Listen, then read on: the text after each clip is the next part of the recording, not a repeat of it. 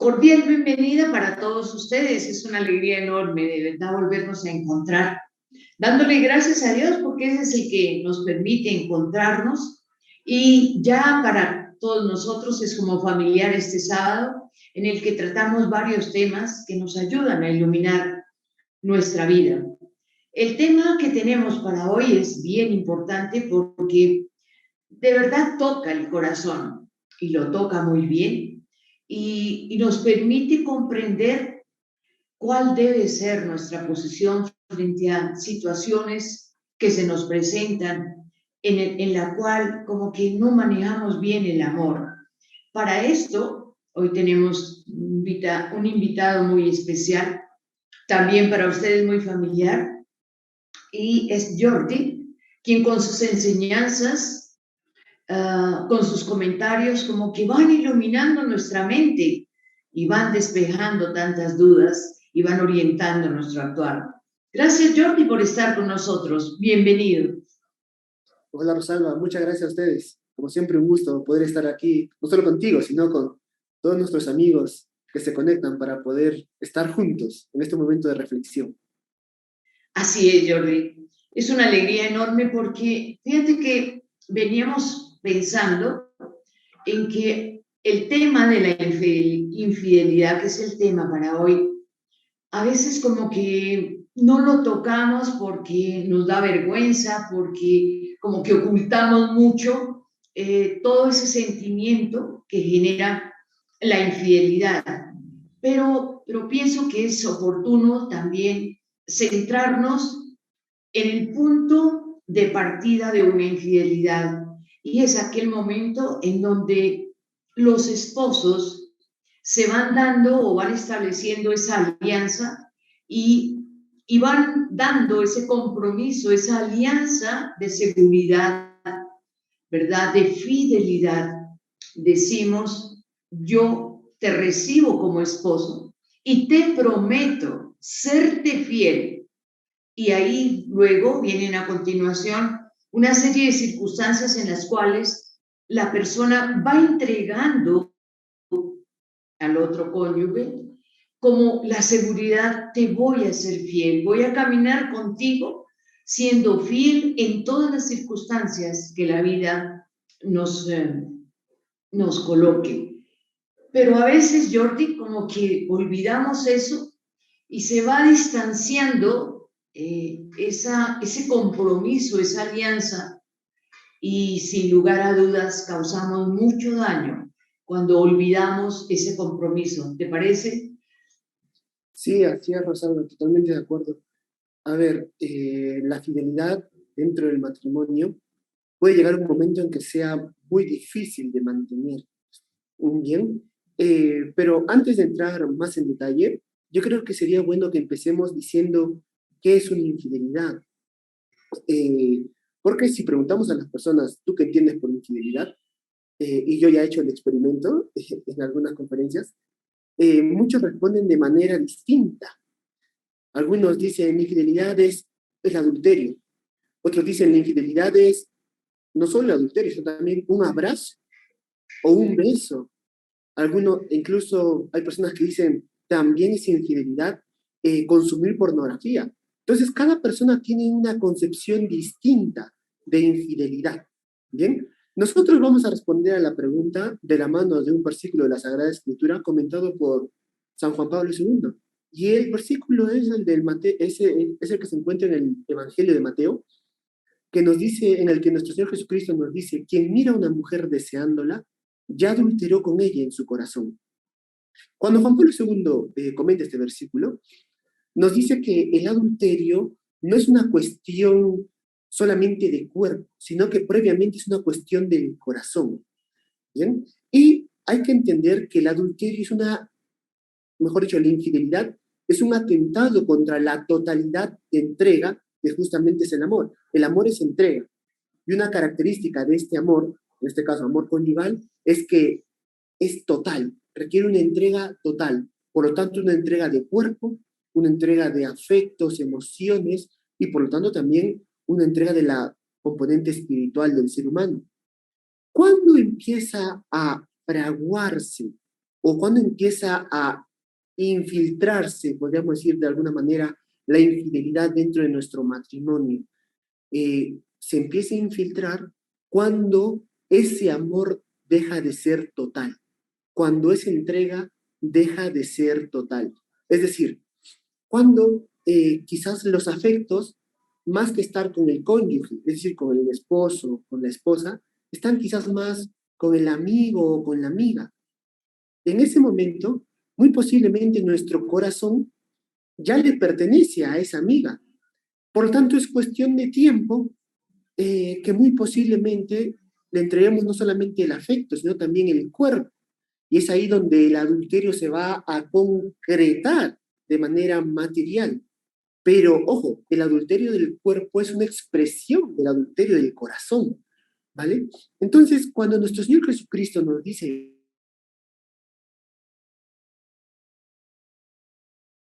amar al otro, que en realidad es bastante bueno, porque nuestro Señor Jesucristo con esto nos está diciendo, traducido a palabras sencillas, que nos está diciendo que nosotros merecemos ser amados, no solamente de manera externa.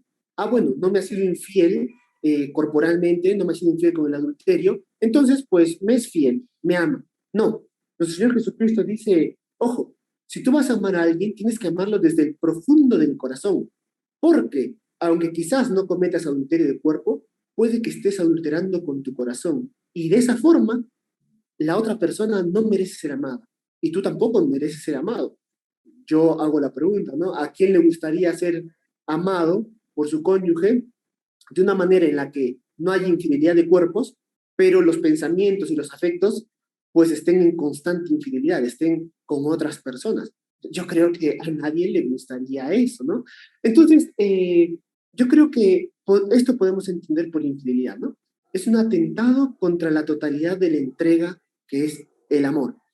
No sé, Rosalba, ¿qué te parece? Disculpa si me he extendido. Sí, Jordi, que yo te escucho, cosa que me parece muy interesante lo que estás diciendo, pero también me lleva a pensar cuando tú hablas de que es la infidelidad de corazón lo que hace y causa tanto daño, porque cuando hablamos de corazón nos estamos refiriendo a esa unidad de la persona, ¿verdad?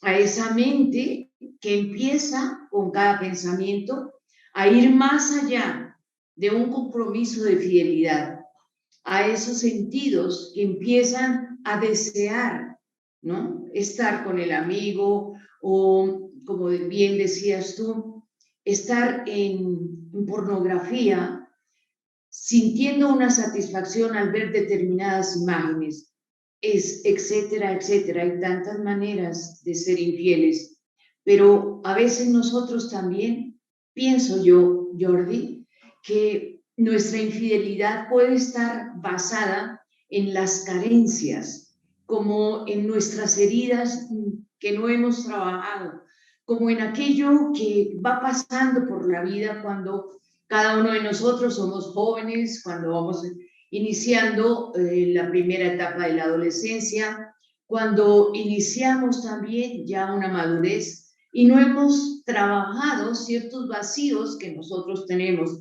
Es decir, como que no nos hemos preparado o no nos han capacitado para realmente amar. Entonces vienen los conflictos, vienen los problemas y como que la persona se encuentra en no sé qué hacer, porque el impulso humano, la naturaleza humana, me lleva a pensar, pero mi voluntad no quiere seguir pensando y quiero ser fiel a mi esposo. ¿Qué podríamos nosotros decir cuando las personas se encuentran en circunstancias similares? Sí, bueno, mira, lo que acabas de decir yo creo que describe la realidad de muchas personas. Y ojo, esto lo digo de una manera muy clara. De la infidelidad, nadie, o mejor dicho, de la posibilidad de una infidelidad, nadie está exento de que te la cometan, o peor aún, de que tú la cometas, de que nosotros la cometamos. Bien, y aquí somos seres humanos, puede pasar, ¿vale? Ahora, ¿qué es lo que sucede? Tú has hablado de esa capacidad que es necesaria formar para poder amar. Esto es cierto, y es una de las grandes carencias de hoy en día, ¿no? Hoy en día nos formamos para ser ingenieros, arquitectos, médicos, profesores, lo que tú quieras, Ajá. pero no nos formamos en lo más importante, que es amar. Lo más difícil y al mismo tiempo lo más hermoso que haremos en la vida es amar a una persona. Es hermoso, pero es muy difícil. Pero si no nos preparamos en esto, no podremos hacerlo. Podemos decir que es lógica pura. Si no me preparo, no voy a poder conseguirlo. Es por eso que muchas veces nos preparamos para ser ingenieros, somos excelentes ingenieros, pero fatales como maridos o como esposas. ¿Ven? Y eso nos lleva a fallar quizás en lo más hermoso que Dios nos haya podido dar, que es el amor. Ojo, no siempre es culpa de uno, ¿bien? O no siempre toda la culpa es de uno. Entonces, pues sí me parece muy importante esto que tú dices, Rosalba, que es muy importante formarnos, ¿no? Y cuando uno detecte ciertas inclinaciones, bien, que uno puede darse cuenta que no están bien y que le pueden llevar a cometer algún error, ojo, esa es la oportunidad, bien, de reforzar, que sea una determinada virtud en tu vida para que no se caiga, ¿vale? En un pecado mayor. Y en este sentido, siempre de la mano de la preparación, hay que tener en cuenta que la fidelidad no es algo que se tenga que alcanzar en una relación, es la base de la relación. No es que yo me meto con una persona que me da muchos indicios de que me va a ser infiel y digo, bueno, pero él me va a ser fiel, poco a poco va a aprender. No, porque tú no mereces a ver si es que me son fiel, a ver si es que me es infiel. No, no, no. La fidelidad no es algo que la persona tenga que alcanzar, es algo que tiene que demostrarte que es capaz de ofrecer ya, aquí, ahora, en el presente. ¿Bien? Y si no, pues no te digo que no te cases con esa persona, porque quizás tú quieres casarte con esa persona, pero quizás se requiere un poco más de tiempo, un poco más de preparación. Y esto se da a través de las virtudes. Por mencionar una simplemente, la castidad. La persona que no ejercita la castidad no puede ejercitar tampoco la fidelidad. Eso es imposible. Y a veces, Jordi, como que nos sentimos muy seguros de sí mismos, como que decimos, eso a mí no me va a pasar, y empezamos ese jueguito, ¿no? No, pero si es que es una amiga muy querida o es un amigo muy simpático, etcétera, y nos vamos engañando nosotros mismos, como que no vamos trayendo y viviendo la verdad de nosotros mismos. Y por ahí inicia una infidelidad, cuando nos vamos mintiendo a nosotros mismos de que lo que yo tengo es una amistad muy especial, sí, pero nada más, cuando la realidad es que eso ya ha ido comprometiendo mi corazón, mi mente, mis sentimientos, y sobre todo soy consciente de que estoy faltando a mi compromiso matrimonial. Así que pienso que una de las cosas que debemos tener en cuenta cuando se asume una infidelidad es decirnos la verdad. Es no empezar a adornar las cosas dándoles un toque que no evidencia ni muestra realmente la realidad que estoy viviendo. Así que pienso, Jordi, que una infidelidad puede comenzar cuando me separo de mi propia verdad. ¿Cuál es mi verdad?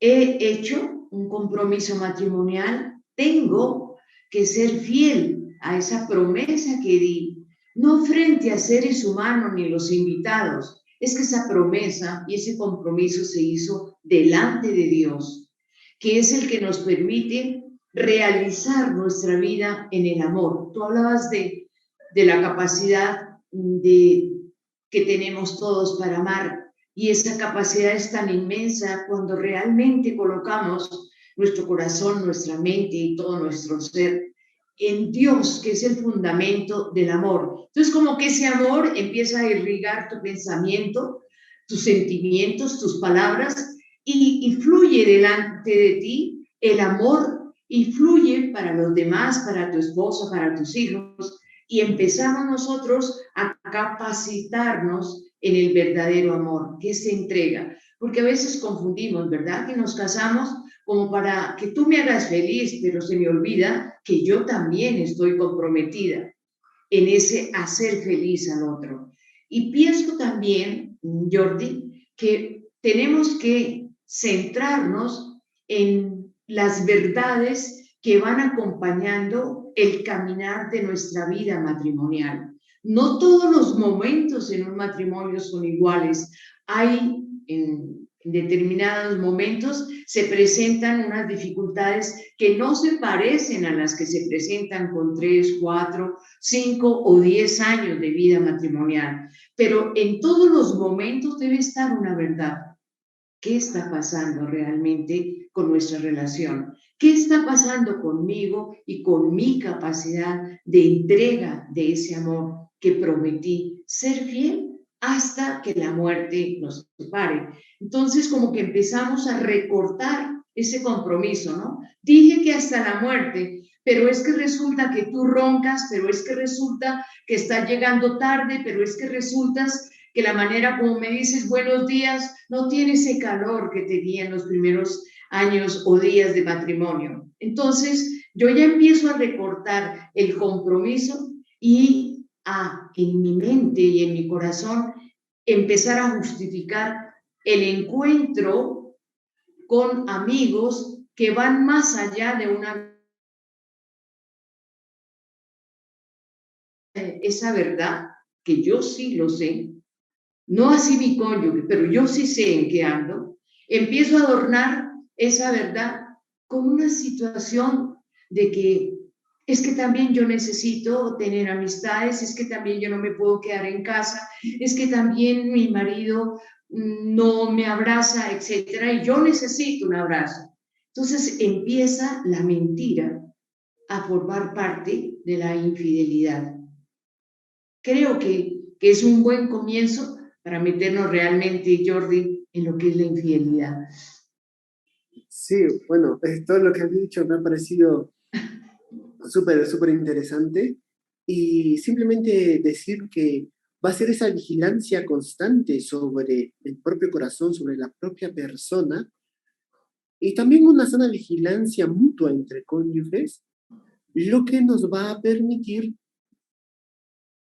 mantener esa capacidad de ser fieles. Ajá, Esto es muy importante, ajá, mantener esa capacidad de ser fieles, porque no hay que olvidar que dentro del matrimonio una sana vigilancia es buena, ¿vale?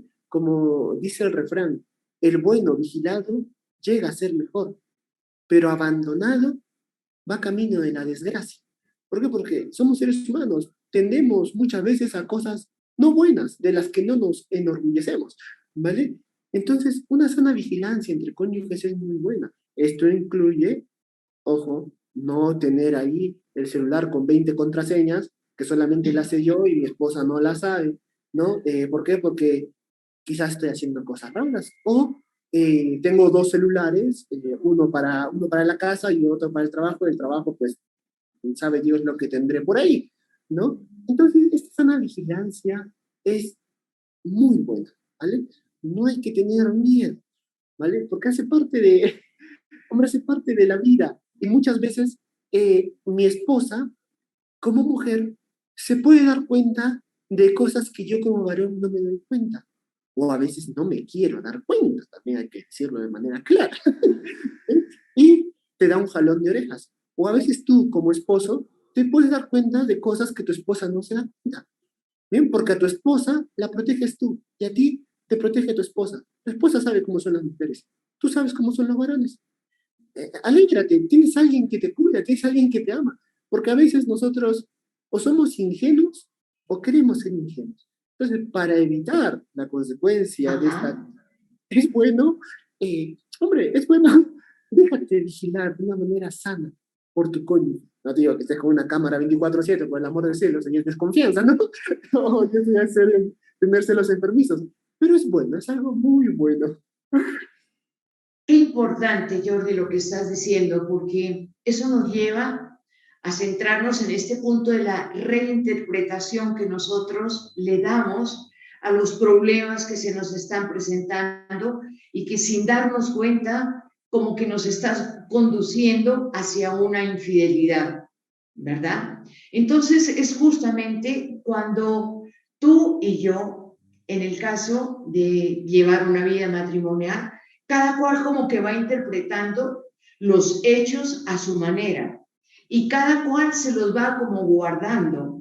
Entonces no hay ese diálogo sincero, respetuoso desde luego, pero que nos lleva a enfrentar la verdad de lo que somos, de lo que hemos dejado de dar, de lo que espera nuestro cónyuge en ese trato ordinario, diario, ¿verdad? Ese trato cálido, ese trato cordial, ese trato que aún sin palabras estás expresando el amor que sientes por ella, el amor que sientes por tus hijos, el amor y el respeto que tienes frente a tu hogar.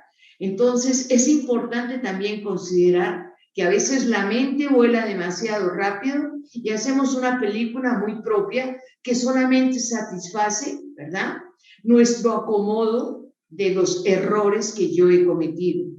Entonces, cuando no llegamos con sinceridad a contemplar mi propia verdad y en mi propia verdad contemplar la verdad del otro, pienso que abrimos una puerta muy segura a la infidelidad y lo que es peor, a terminar con el matrimonio.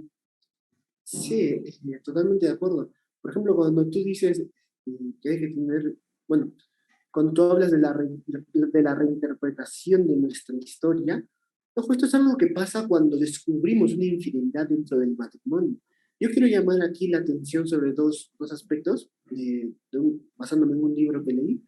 Eh, Cuando nos damos cuenta de que la infidelidad ha entrado dentro del matrimonio, ¿vale? Dos cosas quiero resaltar yo aquí. Ajá. Primero, la reinterpretación de nuestra historia y segundo, cuidado con las falsas conclusiones. Cuando, qué sé yo, una persona se da cuenta de que le han sido infiel, automáticamente reinterpreta toda su vida, todo su matrimonio a la luz de esa infidelidad. Es decir, eh, mi esposo me fue infiel, mi esposa me fue infiel, y ahora yo concluyo que nunca me amó, todo lo que hizo por mí era mentira, todo lo que hace incluso ahora es mentira, porque me es infiel, y todo lo que hará es mentira. Bien, aquí tenemos que tener cuidado, porque es cierto que el acto de la infidelidad está mal, es grave, totalmente reprobable. Sin embargo, también es verdad que muchos de los actos que tu esposo o tu esposa hizo en esos 20 años que llevan de casados, en esos 10 años que llevan de casados, eran auténticos, expresaban un amor auténtico. Entonces, Ajá. yo no puedo decir, por un error que cometió mi esposo o mi esposa, no puedo decir que todo lo que ha hecho es falso, ¿vale? Aquí tenemos que tener mucho cuidado. ¿Por qué? Porque los primeros afectados de esta conclusión somos nosotros mismos. Porque Ajá. la conclusión inmediata es, yo no merezco ser amado. ¿Y saben lo duro que es esa conclusión? ¿Por qué? Porque el ser amado es a lo que apunta el ser humano. Si dejamos de ser amados es como que eh, ya todo pierde sentido. Entonces, primero, mucho cuidado con esas reinterpretaciones peligrosas de nuestra vida a la luz de un error. No, no, no. Hay muchas. Es un error, pero hay 10 millones de cosas buenas.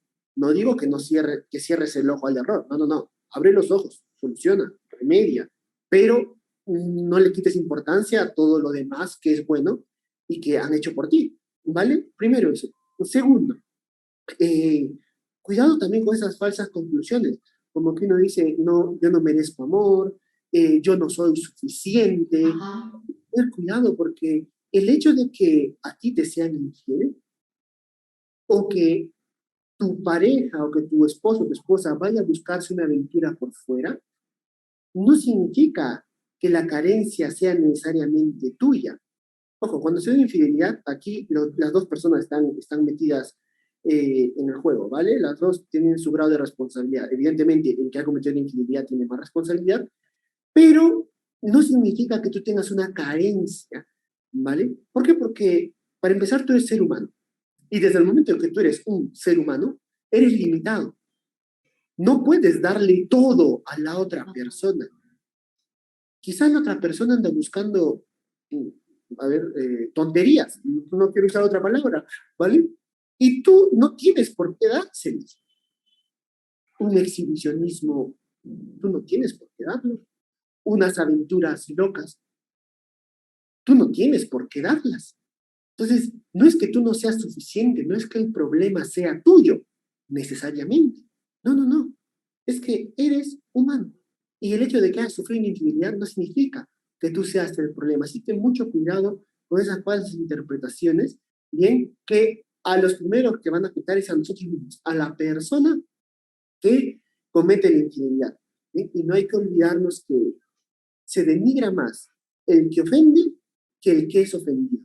Estoy parafraseando a Juan Pablo II, pero es bueno tenerlo en cuenta. Se denigra más el que ofende que el que es ofendido. Y mucho cuidado con estas dos cositas sobre las que estoy llamando la atención cuando nos enteramos de que ha pasado una infidelidad dentro de nuestro matrimonio. Por supuesto, Jordi. Es muy cierto lo que tú nos acabas de decir. Denigra más a la persona que como que es la autora, la protagonista de la infidelidad, que al que es ofendido.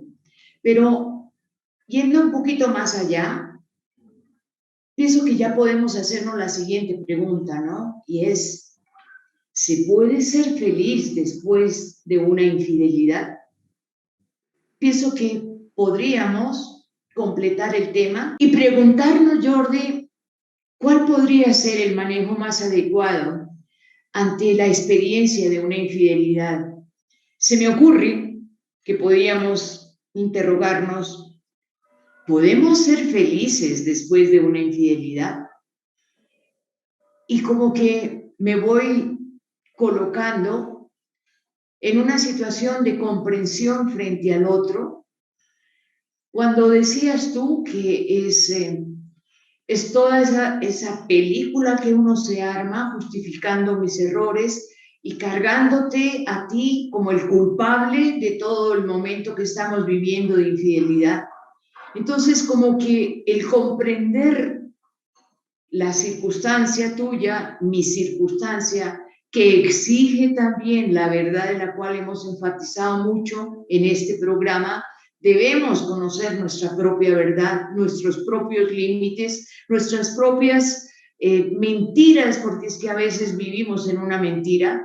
Todo eso lo debemos conocer y al enfrentar la mentira propia, descubrirnos lo que somos, podemos levantar la mirada y descubrir a mi cónyuge con sus errores, pero no culpándolo, no, sino comprendiendo una debilidad, un error y sobre todo levantando los ojos hacia Dios, que ha sido quien ha impulsado ese amor en nuestros corazones, pidiéndole su gracia para poder perdonar, que es el punto, Jordi, al cual me quiero referir, y es perdonar, poder perdonar la falta, la actuación, la infidelidad del otro.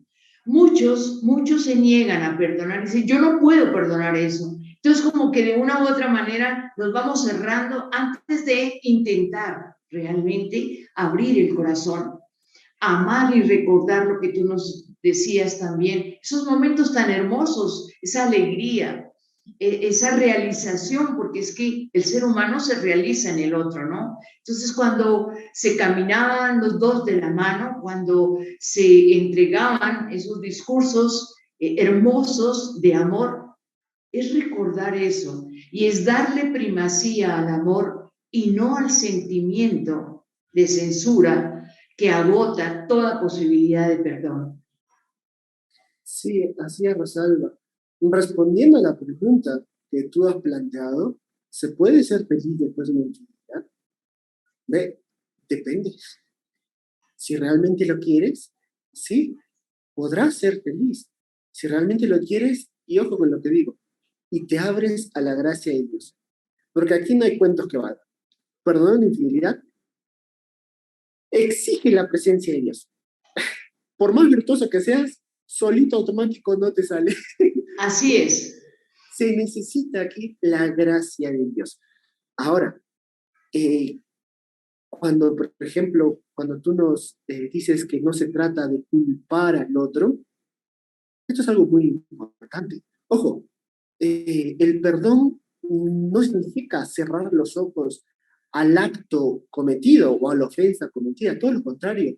El perdón, una vez que se otorga, ¿bien? O el perdón a la hora de otorgarlo, exige sopesar aquello que vas a perdonar. No es que tú perdonas y bueno, no sé qué estoy perdonando. No. O sea, tú sabes muy bien lo que estás perdonando. Entonces, el perdón exige un conocimiento, ojo, muchas veces muy profundo de la realidad, ¿bien? Que tú vas a perdonar. Esto es muy importante, no es cerrar los ojos, ¿vale? Entonces, yo creo que nos ayuda, nos puede ayudar mucho entender la palabra perdón, ¿no? Que viene, está compuesta por per y donare. Es donarse, ¿bien? Con fuerza, donarse de nuevo, ¿vale? Y eso es justamente lo que aplica al matrimonio después de una infidelidad. El perdón es volverse a entregar totalmente, Ajá. a pesar de lo que ha pasado. Y aquí hay que entender una cosa muy importante, una distinción que a mí me gusta hacer de manera personal, y es que una cosa es el perdón y otra cosa es sanar. Porque yo puedo perdonar, qué sé yo me entero de la situación, bueno, mientras lo elaboro, pasa una semana, 2 semanas, qué sé yo, un mes, no lo sé, cada persona es distinta, ¿vale? Y decido perdonar. Decido perdonar, pero es que cada vez que me acuerdo de lo que sucedió, siento un rechazo muy fuerte por mi cónyuge. Ujú. Hay personas que van a decir, es que realmente no has perdonado. No. Mira, eso es torturador para la persona. Porque la persona con lo que se está esforzando, bien, ha perdonado, quiere seguir adelante con el matrimonio, pero no depende de ella controlar los sentimientos que el recuerdo de ese acto le trae o las emociones que despierta. No. Yo aquí digo, tranquila, tranquilo, tú has perdonado, bien, con la gracia de Dios. Ahora tienes que sanar ese mundo emotivo, ese corazón que, oye, lo han atropellado y lo han echado a la basura, solo que ahora ha vuelto a ser recogido, bien, por gracia de Dios y porque la otra persona así lo ha querido, bien. Entonces, esto es muy importante. Una cosa es que perdonemos, que el acto de perdón es un acto de la voluntad. Yo puedo perdonar en un segundo, en menos de un segundo, el acto de la voluntad es decir, yo te perdono. Pero el sanar te puede llevar 1 año, o 2 años, o 3 años. Y no significa que tú seas una mala persona porque te tome más tiempo. Quizás tienes una sensibilidad distinta. Y también hay que decirlo, porque lo que te han hecho no es que te han tirado una manzanita por la espalda. No, es algo muy considerable, por el amor del cielo. ¿Vale? Entonces, no hay que confundirnos aquí. ¿Vale? Sanar te puede tomar muchos años. No te preocupes. Siempre es bueno que vuelvas y que renueves ese perdón. Yo te he perdonado, aunque todavía necesite algo de tiempo para ciertas cosas, pero yo te he perdonado. Esto va a evitar que yo me convierta en lo que yo denomino una víctima opresora. ¿Por qué? Porque muchas veces aquel que ha recibido la ofensa es la víctima, pero se convierte en un opresor o en una opresora. Ajá. Porque dice, Sí. tú me fuiste infiel, así que tú haces todo lo que yo te diga. O la persona que cometió el error se siente con el deber de hacer todo cuando no necesariamente es así, ¿vale? Si es algo incorrecto, no tiene la obligación de hacerlo. Pero muchas veces porque ha cometido el error de ser infiel, se siente como que en la obligación de hacer todo lo que la víctima opresora le exige. Aquí es un error muy fuerte también, o sea, aquí no estás, porque aquí podría decir yo que no hay ni perdón ni sanación en camino. ¿Bien? Entonces hay que tener mucho cuidado. El hecho de volver a renovar ese perdón, aunque todavía me falte sanar, va a evitar que yo me convierta en la víctima opresora. Así es como lo denomino yo. Disculpa, Rosalba, que me he extendido.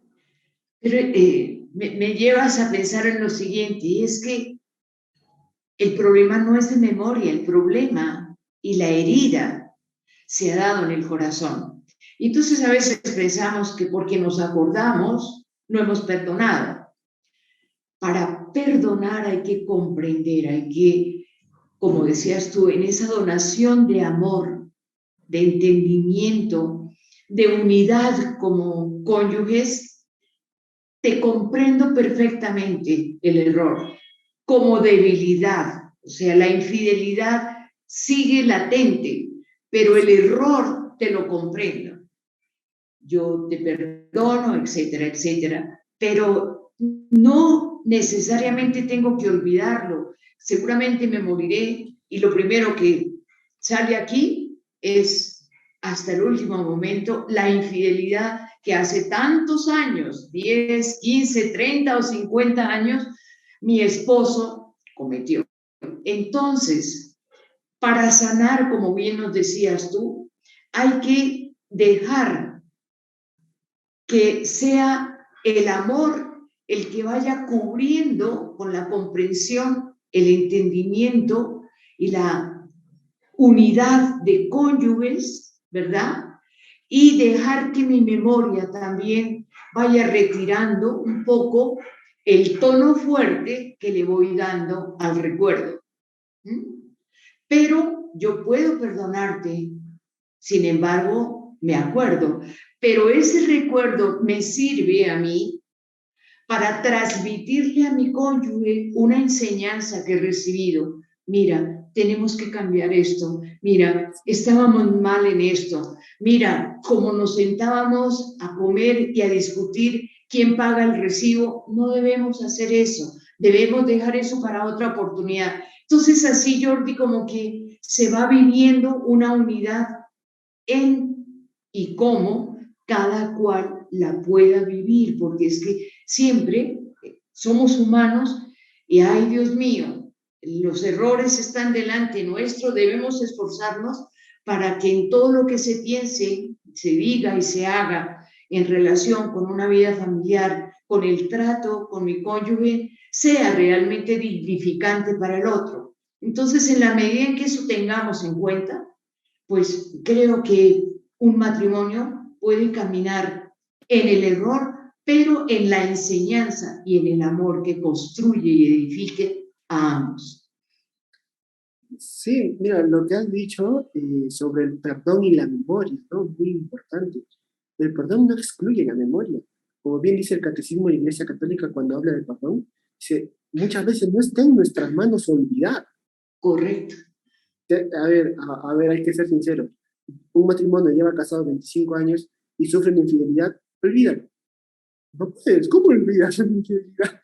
Es que ese es algo, y el Catecismo de la Iglesia Católica, como la Santa Madre Iglesia, que justamente es madre, nos lo dice de manera clara.